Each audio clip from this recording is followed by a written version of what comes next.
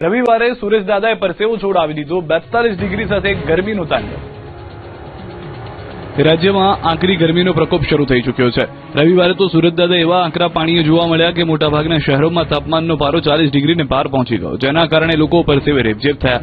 સવારથી જ સુરત દાદા ફૂલ ફોર્મમાં જોવા મળ્યા। બપોરના સમયે રોડ સુમસામ થઈ ગયા। ગરમીના તાંડવથી લોકો તોબા પોકારી ઉઠ્યા। અમદાવાદ, અમરેલી, વડોદરા, ગાંધીનગર અને ડીસામાં પણ તાપમાનનો પારો 40 ડિગ્રીને પાર પહોંચ્યો। રાજકોટ અને અમદાવાદ સૌથી ગરમ શહેર રહ્યા હતા, જેથી લોકો ઠંડા પીણાનો સહારો લેતા નજરે પડ્યા। બે સિસ્ટમ 3 દિવસ સુધી ગાજવીજ સાથે વરસાદ પડશે। જાણો 3 દિવસ ક્યાં ક્યાં પડશે વરસાદ। ગુજરાતમાં એક તરફ કાળઝાળ ગરમી લોકોને દજાડી રહી છે, ત્યારે બીજી તરફ રાજ્યના હવામાનમાં મોટો પલટો આવવાની શક્યતા છે। ગુજરાતમાં બે સિસ્ટમ 3 દિવસ સુધી બગડાટી બોલાવશે। હવામાન વિભાગે 21મી એપ્રિલ સુધી માવઠાની આગાહી કરી છે। આગામી 3 દિવસ સુધી સૌરાષ્ટ્ર, દક્ષિણ ગુજરાતના કેટલાક વિસ્તારોમાં ગાજવીજ સાથે હળવાથી મધ્યમ વરસાદ થવાની શક્યતા છે। હાલમાં એક વેસ્ટર્ન ડિસ્ટર્બન્સ સક્રિય છે, જેનો પ્રભાવ ઉત્તર પશ્ચિમ ભાગોમાં જોવા મળી રહ્યો છે। સાથે સાથે દક્ષિણ પશ્ચિમ પાકિસ્તાન અને આસપાસના રાજસ્થાન વિસ્તારમાં સમુદ્ર સપાટીથી આશરે 0.9 કિલોમીટર ઊંચાઈએ ચક્રવાતી પરિભ્રમણ રચાયું છે, તેમજ ઉત્તર પશ્ચિમ રાજસ્થાનથી દક્ષિણ પશ્ચિમ મધ્યપ્રદેશ સુધી ટર્ફ લાઇન પસાર થઈ રહી છે, જે આગામી દિવસોમાં હવામાનમાં ફેરફાર લાવી શકે છે। ત્યારે કયા દિવસે ક્યાં ક્યાં વરસાદ પડશે તેની વાત કરીએ તો 20 એપ્રિલે અમરેલી, ભાવનગર, નવસારી, વલસાડ, દાદરાનગર હવેલી, દમણ, ડાંગ, તાપી, નર્મદા અને છોટાઉદેપુરમાં વરસાદ પડી શકે છે, તો 21મી અમરેલી, ભાવનગર, સુરત અને ભરૂચમાં વરસાદ પડી શકે છે। आज 19 तारीख है। 19, 20 और 21 मतलब डे 1, डे 2, डे 3 में आइसोलेटेड रेन और थंडर शावर की उम्मीद कर सकते हैं हम गुजरात रीजन, सौराष्ट्र कच्छ में, जिसमें कि खासकर अगर सौराष्ट्र में देखें तो अमरेली, भावनगर डिस्ट्रिक्ट और इधर साउथ गुजरात रीजन जिसमें कि नवसारी, वलसाड, डांग, तापी इत्यादि है, यहाँ पर बारिश की उम्मीद कर सकते हैं। આ વર્ષે ચોમાસામાં ગુજરાતમાં 49 ઇંચ વરસાદ પડવાનો વર્તારો। ગુજરાતના ખેડૂતો માટે સારા સમાચાર આવ્યા છે। આ વખતે ચોમાસું 16 આની રહેશે। અખાત્રીજના પવન પરથી હવામાન નિષ્ણાંતે આગાહી કરી છે। અંબાલાલ પટેલે વર્તારો કાઢ્યો છે, જેના મુજબ આ વખતે અનરાધાર વરસાદ પડશે। લગભગ તેનાથી ઓછા થતું હોય તો વર્ષ એટલું મધ્યમ કે નબળું આવવાની શક્યતા રહે છે।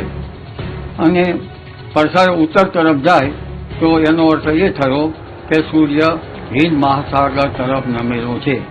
આથી હિન્દ મહાસાગરમાં વરાળ વધારે બનશે અને હિન્દ મહાસાગરમાં વરાળ વધારે બને અને હિન્દ મહાસાગર સાનુકૂળ રહે તો ભારતનું ચોમાસું સારું આવે। બીજી તરફ જામનગરના જોડિયાના લીંબુડા ગામના વડીલોએ સૂર્યનો પડછાયો જોઈને વર્તારો કાઢ્યો, જેમના અનુમાન મુજબ આ વખતે ગુજરાતમાં 49 ઇંચ જેટલો વરસાદ પડી શકે। 7 ઇંચ જેટલો પડછાયો પડતા 7 ઇંચ ગુણ્યા 7 એટલે કે 49 ઇંચ જેટલો સિઝન દરમિયાન વર્ષમાં વરસાદ રહેશે। 7 ઇંચનો પડ્યો એટલે હજી 49 ઇંચનો અંદાજ છે। અમારા બાપ દાદા જોતા અને અત્યારે અમારે આ દાદા જોવે છે, દાદા એની સાથે અમે પણ જોઈએ છીએ અને વર્તારો સારો છે એવું કહે છે।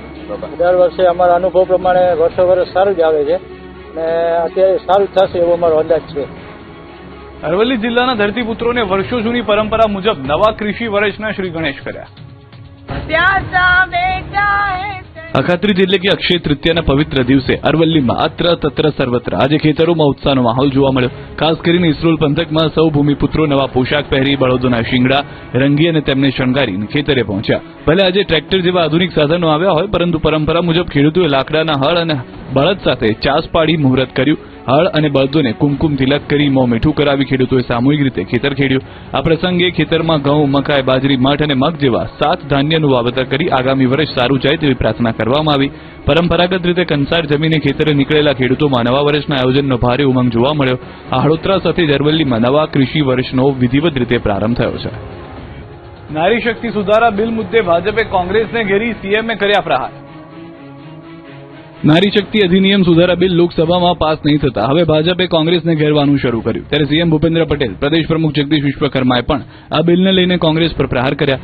આક્ષેપ કર્યો કે કોંગ્રેસે હંમેશા મહિલાઓને માત્ર વોટ બેંક તરીકે જ ઉપયોગ કર્યો છે અને તેમના વિકાસમાં અવરોધ ઉભા કર્યા છે। આઝાદીના દશકો સુધી દેશ પર એક હત્તું શાસન કરનારી કોંગ્રેસ પાર્ટી નકારાત્મકતાની રાજનીતિ કરી રહી છે। દેશના વિકાસમાં અને નીતિ ઘડતરમાં બહેનોના સમાન યોગદાનનો અવસર હતો, પરંતુ કોંગ્રેસ પાર્ટીએ હંમેશની જેમ તેનો પણ વિરોધ કર્યો। આ તરફ રાજકોટમાં મહિલા અનામત બિલ મુદ્દે કોંગ્રેસ સેવાદળ ગુજરાત અધ્યક્ષ પ્રગતિ આહિરે ભાજપ પર તીખા પ્રહાર કર્યા। સ્થાનિક સ્વરાજ્ય ચૂંટણી માટે કોંગ્રેસનું વિઝન ડોક્યુમેન્ટ જાહેર। સ્થાનિક સ્વરાજની ચૂંટણીને લઈને કોંગ્રેસ પક્ષ પોતાનું વિઝન ડોક્યુમેન્ટ જાહેર કર્યું છે. 15 મહાનગરપાલિકા માટે કોંગ્રેસે વિઝન ડોક્યુમેન્ટ જાહેર કર્યું છે, જેમાં પ્રદેશ પ્રમુખ અમિત ચાવડાએ અનેક મહત્વપૂર્ણ જાહેરાતો કરી. 24 કલાક શુદ્ધ પાણી, સારા રોડ અને મૂળભૂત સુવિધાઓ આપવાનો વાયદો કર્યો, તો કોન્ટ્રાક્ટ પ્રથા નાબૂદ કરી કાયમી ભરતીનું વચન આપ્યું. પરિવર્તનનો સંકલ્પ, કોંગ્રેસ જ વિકલ્પ, હવે તો સમજો, લઈ આવો પંજો ના નારા સાથે કોંગ્રેસ સ્થાનિક સ્વરાજની ચૂંટણીમાં મતદારો સુધી જશે. રાજકોટમાં ભાજપ કોંગ્રેસના નેતાઓ ગળે મળ્યા બાદ બાખડ્યા, જાહેરમાં ગાળાગાળી પર ઉતરી આવ્યા, એકબીજાને થાય તે કરી લેજેની ધમકી આપી. રાજકોટમાં સ્થાનિક સ્વરાજની ચૂંટણીના પ્રચારમાં ભારે ગરમાવો જોવા મળી રહ્યો છે. વોર્ડ નંબર 15માં ભાજપ અને કોંગ્રેસના કટ્ટર હરીફ ઉમેદવારો સામે આવી જતા ઉગ્ર બોલાચાલીના દ્રશ્યો સર્જાયા. નવાઈની વાત તો એ છે કે શરૂઆતમાં કોંગ્રેસના ઉમેદવાર વશરામ સાગઠિયા અને ભાજપના ઉમેદવાર નિલેશ શેરબા એકબીજાને ગળે મળ્યા, પરંતુ મિનિટોમાં જ વાતાવરણ તંગ બની ગયું અને બંને નેતાઓ તોછડી ભાષા પર ઉતરી આવ્યા, જાહેરમાં ગાળાગાળી કરી હતી. આ ઘટનાનો વિડીયો સોશિયલ મીડિયા પર વાયરલ થયો, જેમાં વશરામ સાગઠિયા થાય તે કરી લેજે તેવી ખુલ્લી ચેતવણી આપતા નજરે પડ્યા. હવે આ અંગે વશરામ સાગઠિયાએ ગંભીર આક્ષેપ કર્યા. સાગઠિયાએ ભાજપના ઉમેદવારના ભાઈ જેઓ એસીબીમાં ફરજ બજાવે છે તેમના પર રજા લઈને પ્રચાર કરવા અને ગુનેગારો દ્વારા મતદારોને ધમકાવવાનો આક્ષેપ લગાવાયો. વધુમાં નિલેશ શેરભાએ તેમને સાઈડમાં બોલાવી અપમાનજનક શબ્દો કહ્યા, તેથી તેમણે થાય એ કરી લેજે તેવું કહ્યું હોવાનું જણાવ્યું. નોંધનીય છે કે વોર્ડ નંબર 15 પરંપરાગત રીતે કોંગ્રેસનો ગઢ માનવામાં આવે છે, પરંતુ આ વખતે બેઠક અંગે કરવા ભાજપ દ્વારા એડી ચોટીનું જોર લગાવવામાં આવી રહ્યું છે.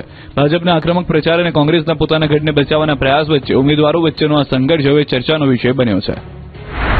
ગઈકાલે ઉમેદવારે પોતે મને જાહેરમાં મારું અપમાન કરવાથી મેં એની વિરુદ્ધ હવે પત્ર લખવાનો છું.